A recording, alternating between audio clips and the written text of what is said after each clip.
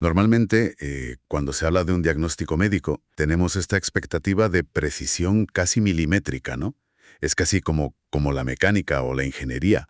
Totalmente, sí. Algo muy exacto. Claro, o sea, alguien se rompe un brazo, vas al hospital, la radiografía te muestra esa línea blanca dentada en el hueso y el profesional simplemente señala la pantalla y dice, pues mira, ahí está el problema, hueso roto.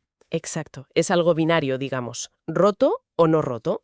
Es una respuesta limpia, objetiva, y la verdad es que resulta profundamente reconfortante, porque al ser humano le gusta que las cosas sean visibles. Ya, tangibles, ¿verdad? Eso es, que se puedan categorizar sin margen de error. Pero claro, a ver, cuando dejamos atrás los huesos y entramos en el terreno del envejecimiento neurológico, de la memoria, del comportamiento, pues esa máquina de rayos X parece que se ha estropeado por completo. Desde luego, es un terreno mucho más difuso. Nos encontramos ante un panorama diagnóstico que es, siendo sinceros, bastante turbio. Así que hoy, bueno, vamos a sumergirnos en esa gran pregunta que aterroriza en silencio a tantas familias. O sea, ¿es un simple despiste normal de la edad o estamos ante un caso de demencia? Es una pregunta durísima, pero vital. Y precisamente para arrojar luz en medio de tanta incertidumbre, en nombre del equipo de Aliviamos, damos la bienvenida a este nuevo episodio de Cuidamos con el Corazón, un espacio pensado y dedicado a todos los cuidadores y personal de salud que vela, acompaña, protege y cuida con el corazón. Es una inmersión absolutamente necesaria. Y bueno, para responder a esa pregunta del millón, no vamos a basarnos en suposiciones o anécdotas de pasillo. No, no, por supuesto. Toda nuestra exploración de hoy se fundamenta en la literatura clínica y los protocolos rigurosos de la Organización Mundial de la Salud, la Alzheimer's Association y el Instituto Nacional sobre el Envejecimiento. Instituciones de muchísimo peso, claro. Y hay que dejar claro una cosa desde el minuto uno. A ver, la misión de este análisis no es generar alarma. Para nada. Todo lo contrario. El objetivo es proporcionar herramientas clínicas y prácticas para entender cuándo el cerebro simplemente está envejeciendo, lo cual es normal, Ujú. y cuándo está enviando verdaderas señales de alerta. Exactamente. Porque fíjate, aquí hay un dato fascinante que vamos a explorar hoy, y es que muchas veces lo que parece una demencia severa y irreversible, pues podría solucionarse con algo tan asombrosamente sencillo como un antibiótico o una pastilla para la tiroides. Ostras, sí. Y eso cambia la vida de muchas familias. Pero bueno, para llegar a esa revelación, primero tenemos que entender la biología del cerebro, ¿no? Hay que comprender, digamos, cómo funciona la maquinaria de la memoria a nivel celular y qué es lo que la neurología considera un cambio normal con el paso de las décadas. Vale, pues vamos a desgranar esto paso a paso. A partir de los 60 años, las fuentes nos indican que ocurre una reducción biológicamente normal en el volumen de la corteza prefrontal Ajá, así es. y que además la comunicación entre las neuronas se ralentiza. Pero a ver, tradúcemelo. ¿Qué significa esto exactamente a nivel físico? O sea, ¿el cerebro se está encogiendo literalmente? Pues a ver, en cierto modo sí, hay una pérdida de volumen, particularmente en lo que llamamos la sustancia blanca, que es, por así decirlo, como el cableado que conecta las diferentes áreas del cerebro. Vale, el cableado. Eso es. La velocidad de conducción de los impulsos eléctricos a través de estos cables disminuye. Pero ojo, es un proceso puramente fisiológico. Igual que la piel pierde elasticidad o, yo qué sé, el cartílago de las rodillas se desgasta, pues el cerebro experimenta cambios estructurales. Claro, envejece como el resto del cuerpo. Exacto. La ciencia médica denomina este fenómeno olvido benigno de la senectud. Y lo crucial aquí, y esto es fundamental para no entrar en pánico, es entender el mecanismo. O sea, la información no se ha borrado del cerebro. El dato sigue ahí. El dato sigue ahí, exactamente. Simplemente el sistema neuronal tarda un poco más en encontrar la ruta de acceso para recuperarlo. Es como intentar buscar un informe en un archivo de oficina antiquísimo, ¿no? El documento que buscas sigue estando en su carpeta, exactamente donde se guardó hace años. Sí, muy buen ejemplo. Pero el cajón de metal está oxidado, se atasca al abrirlo y hay que dar un par de tirones fuertes para sacarlo. Aunque, bueno, a veces siento que mi archivo mental no solo está atascado, sino que el oficinista se ha ido a tomar un café y me ha dejado tirado. Ya, totalmente. Pero es una analogía perfecta, ¿eh? El archivo existe, solo que el acceso carece de esa inmediatez que tenemos en la juventud. El ejemplo clásico es, estás viendo una película en el sofá y de repente olvidas el nombre del actor protagonista. Uf, sí, pasa muchísimo. Haces un esfuerzo consciente tremendo por recordarlo, lo tienes ahí, en la punta de la lengua, pero no hay manera. La palabra no llega. Y sin embargo, no sé, 3 horas después, mientras estás lavando los platos y tu cerebro está pensando en otra cosa, el nombre aparece de golpe. Sí, sí, aparece de la nada. Te giras con las manos llenas de jabón y dices, ¡Morgan Freeman! Exacto, Morgan Freeman. Lo que nos dicen las fuentes es que ese momento, por muy frustrante que sea en el instante del sofá, es en realidad la señal de un cerebro sano. Totalmente sano. Es un cerebro trabajando, pero, bueno, a su propio ritmo. Lo que ha pasado es que tu cerebro ha seguido procesando la búsqueda en segundo plano, Como un ordenador. exactamente como un ordenador. Y finalmente, al encontrar una ruta neuronal alternativa, ha entregado el resultado. La regla de oro que establece la geriatría en este punto es inamovible. A ver, envejecer no es sinónimo de perder la memoria, siempre y cuando la persona mantenga su autonomía. Vale, esa palabra es clave, la autonomía. Si se puede seguir llevando una vida independiente, gestionando las finanzas, el hogar, pues ese olvido es solo un cajón atascado, no es un cajón vacío. Pensemos en un día cualquiera. Imagina que te levantas por la mañana, te preparas el desayuno, te vistes y sales a hacer unos recados. En esa rutina aparentemente inofensiva, ¿cómo se manifiestan esas 5 señales de alerta roja que mencionan los protocolos? Pues vamos a usar ese mismo escenario cotidiano, me parece genial, porque el contraste entre el olvido benigno y la patología es, la verdad, brutalmente específico.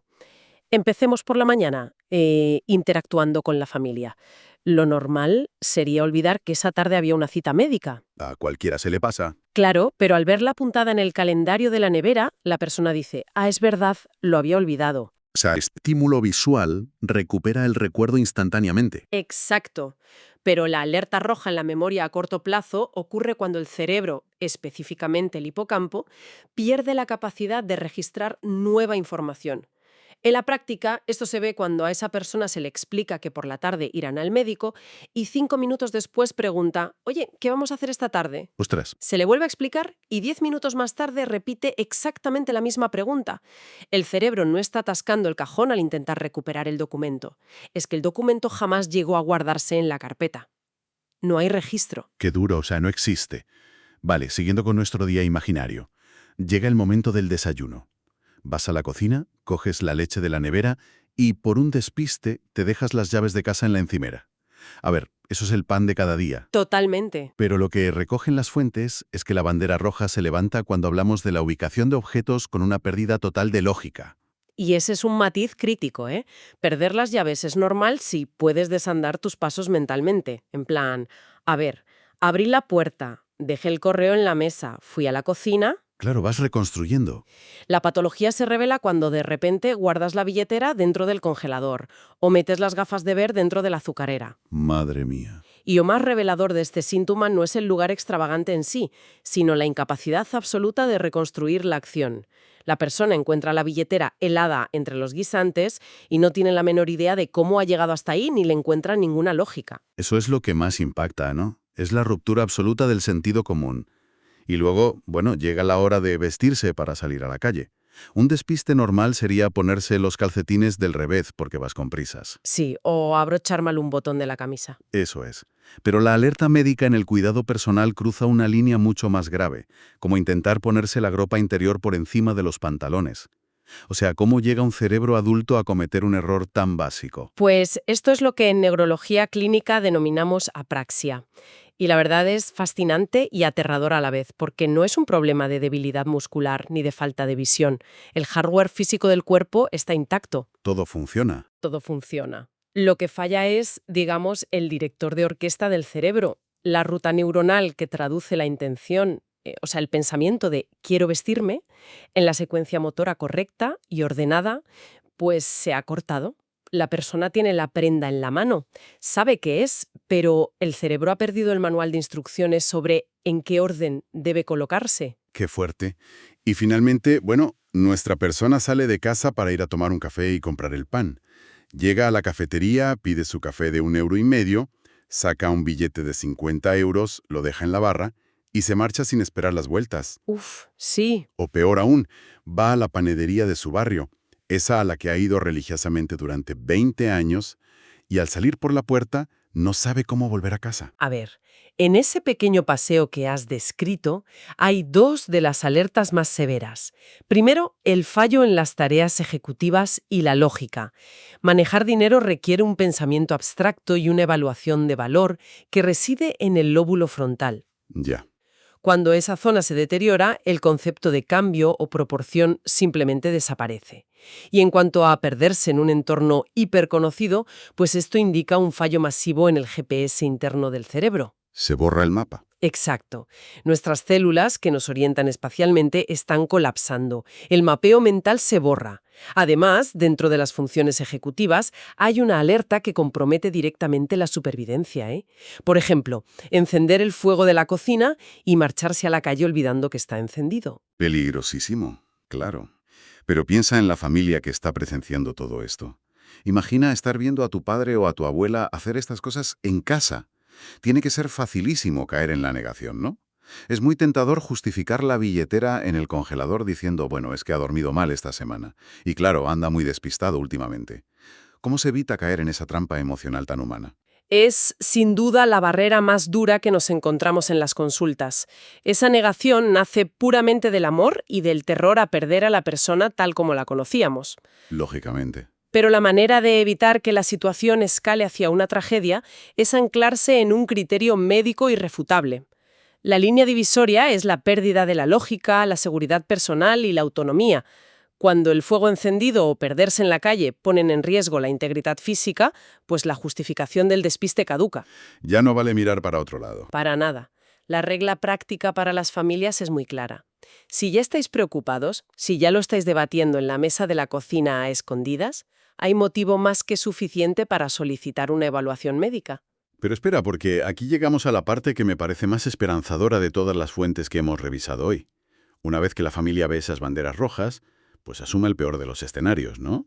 Alzheimer. Claro, es el miedo número uno. Sin embargo, resulta que una pérdida de memoria grave, incluso con desorientación, no siempre significa demencia. Hay otras opciones. Así es. Y este es uno de los mitos más destructivos que existen en la geriatría. Asumimos que el cerebro opera en el vacío, ahí, flotando dentro del cráneo de forma independiente. Pero el cerebro es el órgano más exigente del cuerpo humano y depende absolutamente del metabolismo general. De todo el cuerpo. Sí. Existen lo que llamamos causas reversibles o secundarias. Son condiciones médicas sistémicas que imitan a la perfección un cuadro de demencia degenerativa, pero que a diferencia del Alzheimer, pues son completamente curables. O sea, es como el testigo luminoso rojo en el cuadro de mandos del coche, ¿no? Exacto. Vas conduciendo, se enciende la luz del motor y el pánico inicial te hace pensar que el motor ha reventado y que el coche va directo al desguace. Pero luego, al llevarlo al taller, el mecánico te dice que, oye, a veces es solo que el tapón del aceite estaba mal cerrado o que un cable estaba sucio. Esa analogía ilustra perfectamente lo que hace un geriatra o un médico internista. Déjame darte el ejemplo clásico, los problemas de la glándula tiroides. Un hipotiroidismo severo no diagnosticado significa que el cuerpo no está produciendo suficientes hormonas, que son las que dictan la energía celular. Y eso afecta a la cabeza, claro. Que el metabolismo se ralentiza y las neuronas literalmente carecen de energía para funcionar a su velocidad normal. Esto genera una niebla mental profunda, apatía y fallos de memoria que parecen desde fuera un deterioro cognitivo grave. Pero la clave es que es puramente químico y hormonal, ¿no? O sea, una vez que ajustas esa hormona con una pastilla, la claridad mental suele regresar. Así de simple. Y hay otro caso que me dejó perplejo al leer los protocolos, ¿eh? Las infecciones del tracto urinario. O sea, ¿me estás diciendo que una simple infección de orina puede confundirse con Alzheimer? ¿Cómo una bacteria en la vejiga apaga la memoria de esa manera? A ver, parece ciencia ficción, pero es una urgencia médica súper común en mayores. A diferencia de un adulto joven, donde una infección de orina te provoca dolor local y fiebre. Sí, lo típico. Pues en los adultos mayores, el sistema inmunológico reacciona de forma diferente. Además, la barrera hematoencefálica, que es, por así decirlo, el escudo protector del cerebro, se vuelve mucho más permeable con la edad. Vale, entiendo. Entonces, cuando hay una infección, el cuerpo libera toxinas e inflamación que logran cruzar esa barrera y llegar al cerebro. El resultado no es demencia, es un delirium agudo. O sea, un estado de confusión súbita. Exactamente, súbita. La demencia tarda años en desarrollarse. El delirium por infección aparece en cuestión de horas o días. La familia piensa, madre mía, ha habido un derrame cerebral. Y la asombrosa realidad es que, tras prescribir el antibiótico adecuado, la bacteria desaparece, la inflamación cede y la persona recupera su lucidez habitual en menos de una semana. ¡Qué barbaridad! Es increíble cómo el cuerpo refleja sus problemas mecánicos a través del cerebro. Y luego, bueno, lo mismo ocurre con los nutrientes, como el déficit de vitamina B12. Nos explican las fuentes que la B12 es fundamental para mantener la vaina de mielina. Ajá, el aislante. Exacto, que es el aislante que recubre los nervios. Sin ese aislante, los impulsos eléctricos fallan, provocando desorientación profunda. Y no podemos dejar fuera el estado emocional, ¿eh? La depresión geriátrica, de hecho, es conocida clínicamente como la pseudodemencia. Pseudodemencia, fíjate. Imagina una tristeza o apatía tan profunda que la persona mayor se desconecta del mundo. Si no hay motivación, la persona deja de prestar atención a su entorno. Y claro, si no prestas atención, el hipocampo no puede codificar nuevos recuerdos. O sea, parece falta de memoria, pero en el fondo es falta de interés. Eso es, en su raíz es una falta de interés vital. Por todo esto, es una negligencia médica asumir un daño neurológico estructural sin haber descartado antes fallos hormonales, infecciones o cuadros depresivos. Vale, sabiendo que la memoria es tan maleable y que depende de mantener todo el cuerpo afinado, vamos a desgranar cómo podemos protegerla activamente. Porque no somos espectadores pasivos de nuestro envejecimiento. Ni mucho menos. Y aquí entra el, digamos, plan de acción y el concepto del superpoder cerebral, la neuroplasticidad. La neuroplasticidad ha revolucionado la neurología por completo. Es la capacidad física del cerebro para seguir creando nuevas conexiones sinápticas, nuevas rutas y adaptarse sin importar si tienes 20 u 80 años. Y para forzar este proceso necesitamos construir lo que llamamos reserva cognitiva. Hay que romper un mito enorme aquí, ¿eh? Mucha gente piensa que con hacer el crucigrama del periódico del domingo ya están a salvo. Y nos advierten que el cerebro es eficiente, sí, pero también muy vago. Se acostumbra. Totalmente. Hacer siempre el mismo tipo de sudoku es saber cómo ir al gimnasio todos los días y hacer pesas única y exclusivamente con el bíceps derecho. Te pones fortísimo de un brazo, pero el resto de tu cuerpo está de mírame y no me toques. Es una imagen mental brillante para entender la poda sináptica. Si solo trabajas una habilidad repetitiva, el cerebro fortalece esa ruta pero atrofia las demás. El cerebro necesita novedad constante para entrar en modo de aprendizaje. Por eso, fíjate, el entrenamiento cognitivo más complejo y potente que existe no se hace en un papel, ¿eh? Se hace hablando. La socialización. O sea, ¿hablar con otras personas es mejor que un rompecabezas? Infinitamente mejor. Interactuar con otras personas requiere un procesamiento en tiempo real brutal. Tienes que escuchar, decodificar el lenguaje, interpretar el tono de voz, analizar las microexpresiones faciales del otro. Mantener el hilo de la conversación. Eso es, mantener el hilo y formular una respuesta coherente. Es un ejercicio cardiovascular de alta intensidad para todas las áreas de la corteza cerebral simultáneamente. ¡Qué fuerte! Y a esto se le suman los retos físicos. Los protocolos inciden muchísimo en caminar 30 minutos diarios. Pero no por los pulmones, sino por el cerebro. Al parecer, el ejercicio aeróbico aumenta la producción de una proteína que actúa como fertilizante. Ayudando a que nazcan nuevas neuronas en el hipocampo, sí, el centro de mando de la memoria. Y luego está el sueño. A ver, esto me fascinó leerlo. Es cierto que el cerebro literalmente se lava por la noche. Literalmente se lava. Durante las fases de sueño profundo se activa lo que llamamos el sistema linfático. Las células cerebrales se encogen ligeramente, abriendo espacios entre ellas. Ajá. Esto permite que el líquido cefalorraquídeo fluya a presión, actuando como un sistema de tuberías que barre y elimina las proteínas tóxicas como la beta-amiloide, que se han ido acumulando durante el día por el simple hecho de pensar. O sea que si no duermes bien, la basura se acumula en el cerebro. Exacto, generando inflamación y dificultando la memoria de trabajo al día siguiente. Y por añadir un pequeño truco de neuroplasticidad diaria muy sencillo, cepíllate los dientes con la mano no dominante. Con la otra mano. Sí, al hacer esto, apagas el piloto automático y obligas al cerebro a crear nuevas conexiones motoras para una tarea que antes era muy básica. ¡Ostras! Voy a probarlo hoy mismo. Todo esto suena maravilloso para prevenir, pero, a ver, me imagino que quien realmente sufre el impacto continuo cuando la prevención ya no es suficiente, no es solo el paciente, es la familia. Sin duda. Llega un momento en que el cariño debe transformarse en acción médica. ¿Cuál es la ruta exacta? La puerta de entrada siempre debe ser el geriatra o el médico de cabecera. Ellos tienen la visión integral para pedir análisis de sangre, de orina y descartar todas esas causas reversibles de las que hablamos antes. Claro, el filtro principal. Si eso se descarta, la ruta se divide en dos especialistas complementarios. Por un lado, el neurólogo, que evalúa el hardware físico buscando atrofias o lesiones mediante resonancias magnéticas. Y por otro, el neuropsicólogo, que evalúa el software a través de pruebas cognitivas, para mapear exactamente qué funciones están preservadas y cuáles están fallando. Y el consejo fundamental para aprovechar esas consultas es ir preparados, ¿no? Llevar una bitácora o diario con ejemplos reales de los olvidos y una bolsa literal con todos los medicamentos que toma el paciente. Fundamental, sí.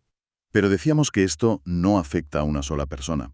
El familiar que acompaña, el cuidador principal, se convierte inmediatamente en el, digamos, otro paciente. Y es una realidad clínica que a menudo se ignora por completo. El síndrome del cuidador quemado es devastador. El estrés crónico y los niveles altísimos de cortisol sostenidos en el tiempo provocan agotamiento físico, irritabilidad y un aislamiento social tremendo. Se hunden con ellos. El ecosistema familiar entero tiembla. Por eso, médicamente es un imperativo evaluar cómo está la persona que cuida, porque si el cuidador colapsa, el castillo de naipes se derrumba. Es que pedir ayuda, apoyarse en otros familiares o en profesionales para compartir esa carga, no significa querer menos a tu padre o a tu madre. Para nada. Al revés, permite que el tiempo que pasas con ellos sea desde la paciencia y el cariño, y no desde el agotamiento, garantizando un cuidado mucho más seguro y digno para ambas partes. Totalmente. La información médica compartida y la red de apoyo son siempre el mejor antídoto contra el miedo en estos casos. Sin duda. Y así, llegamos al final de este profundo análisis. Pero antes de cerrar esta inmersión, nos gustaría dejar una idea flotando en el aire para todos los que nos escuchan.